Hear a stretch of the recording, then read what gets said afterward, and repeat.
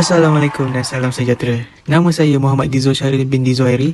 Nama pendaftaran saya 01DDT21F1023. Yang pertama, pengenalan. Scrabble ialah mainan berpapan susunan kata yang melibatkan 2 hingga 4 orang pemain bersaing mengumpul mata berdasarkan nilai perkataan yang dibentuk daripada keping huruf di atas papan permainan berpetak-petak, iaitu 15 lanjur dan 15 baris. Kepingnya berbentuk bujur sangka yang bertuliskan satu huruf pada mukanya. Setiap pemain mengambil sebanyak 7 buah keping huruf dari kantung, lalu cuba membentuk perkataan secara mendatar atau menurun seperti teka, silang kata. Perkataan yang dibentuk harus terdapat dalam kamus am yang berpadan dengan bahasa yang dimainkan. Pemain yang mengumpul jumlah mata tertinggi dijadikan pemenang. Permainan ini juga dikenali sebagai Alphabet, Fun Wonder, Skip Across dan Palabras Cruzadas. Assalamualaikum warahmatullahi wabarakatuh. Saya Ahmad Nafi Faris bin Muhammad Skiman, pendaftaran 01DDT21F1017. Hari ini saya akan menerangkan cara untuk bermain permainan Scrabble. Step pertama, seorang pemain perlu pastikan semua peralatan mainan lengkap. Contoh seperti papan mainan, satu kepingan huruf, satu rak huruf bagi setiap pemain. Kemudian step kedua, para pemain juga boleh sediakan satu kamus yang berselesaian bagi dan dia berfungsi untuk memudahkan atau mengurangkan pemilihan kata yang salah dan ejaan yang salah. Step ketiga, kepingan huruf perlu berada dalam satu uncang beg, kemudian goncangkannya supaya kepingan huruf berada dalam keadaan yang bercampur. Dan step keempat, untuk mengetahui pemain yang akan memulakan permainan, setiap pemain perlu pilih satu kepingan huruf dalam satu uncang beg yang telah digoncangkan, dan huruf yang paling berdekatan dengan huruf A akan memulakan permainan. Seterusnya, untuk step kelima, setiap pemain perlu mengambil 7 kepingan huruf di dalam uncang beg secara lawak dan disusunkannya di atas rak huruf yang telah disediakan. Dan peringatan, para pemain tidak boleh tunjuk kepingan huruf yang telah dipilih pada pemain-pemain lain. Seterusnya, step ke-6, untuk perkataan yang pertama dipilih, para pemain perlulah pilih minimum 2 huruf dan perkataan itu perlulah sentuh kotak bintang yang ada di tengah papan. Perkataan boleh disusun secara vertikal dan horizontal, tetapi ia tidak boleh disusun secara diagonal. Seterusnya step ke-7, para pemain perlu pastikan untuk kira markah mereka dan tontonkan markah mereka di hujung kanan huruf. Dan jika kepingan huruf berada di atas kotak bonus, padankan markah berdasarkan petunjuk di atas kotak bonus. Step seterusnya, step ke-8. Pada setiap giliran, pemain perlu ambil kepingan huruf yang baru, iaitu apabila pemain telah membuat satu perkataan pada pusingan yang lepas, dan para pemain hanya perlu ambil sebanyak mana yang telah digunakan sahaja.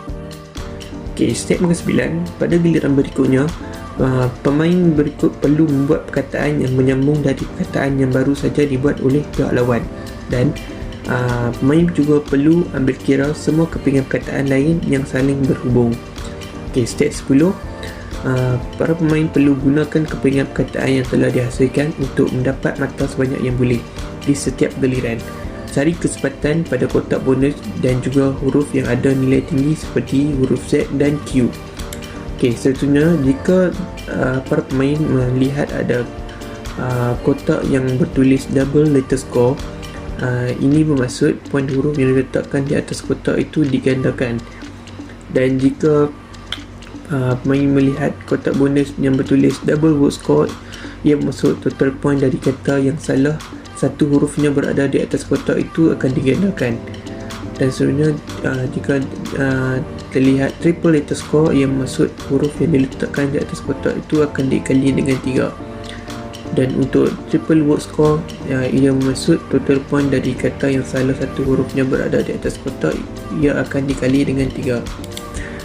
Untuk step yang ke-11, perhatikan kesalahan pemain lain jika anda rasa pemain lain menggunakan perkataan yang tidak wujud ataupun ejaan yang salah, dan ajukan kesalahan dan pemain itu akan kehilangan markah dan giliran mereka. Seterusnya step ke-12, pemain boleh menukar huruf yang tidak diinginkan dengan huruf yang baru, tetapi jika pemain telah menukar huruf, mereka akan kehilangan giliran mereka untuk bermain kerana ia telah pun sudah dikira sebagai satu giliran. Step yang kedua terakhir, step 13. Setelah semua pemain menggunakan seluruh kepingan huruf atau tidak ada lagi perkataan yang boleh dibuat, jumlahkan total markah setiap pemain dan tolakkan dengan setiap kepingan huruf yang masih tersisa di tangan masing-masing. Okey, seterusnya step yang ke-14. Setelah markah setiap pemain telah dijumlahkan dan dikurangi dengan nilai kepingan huruf yang tinggal, maka semua pemain sudah boleh tahu siapa yang akan memenangi round tersebut ataupun permainan tersebut.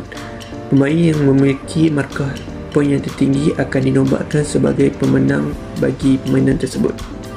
Seterusnya, strategi dan taktik permainan dalam Scrabble. Sebelum itu, nama saya Muhammad Haris Muzahirullah dan nombor pendaftaran saya 01DDT21F1029.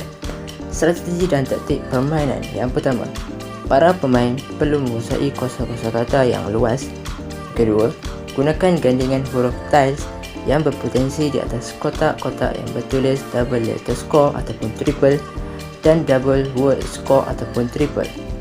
Yang ketiga, elakkan daripada menggunakan huruf S terlalu awal. Hal ini kerana huruf S mempunyai 4 tiles sahaja. Yang keempat, tidak memulakan huruf N, I, T di depan sesebuah perkataan. Ianya boleh ditempatkan di bahagian belakang ayat supaya menjadi kata kerja. Contohnya, read, ding. Hal ini berpotensi untuk mendapatkan bingo. Yang kelima, jika huruf tiles sedia ada tidak berpotensi untuk mendapatkan bingo, anda boleh pas giliran anda kepada pemain berikutnya agar anda boleh melihat perkataan yang seterusnya. Yang terakhir, perhatikan jumlah skor yang tertulis di setiap tiles sebelum membuat penyusunan supaya anda boleh menilai jumlah skor yang bakal dimiliki. Assalamualaikum warahmatullahi wabarakatuh. Nama saya Muhammad Izzah Syamil bin Muhammad Khalid dengan nombor matriks 01DDT21F1014. Pada hari ini saya ingin berkongsi sedikit sebanyak berkenaan dengan sejarah Scrabble. Tahukah anda Scrabble dicipta oleh seorang jurutera yang bernama Alfred Marshall Butts pada sekitar tahun 1938. Permainan ini mendapat ilham melalui permainan Lexiko dan ketika itu Scrabble dikenali dengan nama Crisis Crosswords. Untuk fakta menarik, pemilik terakhir Scrabble adalah syarikat Hasbro dan Scrabble juga turut pernah memasuki rancangan daytime game show di NBC sekitar 1980-an. Baiklah, nampaknya itu sahaja perkongsian daripada saya. Semoga kita berjumpa lagi. Sekian, terima kasih. Assalamualaikum.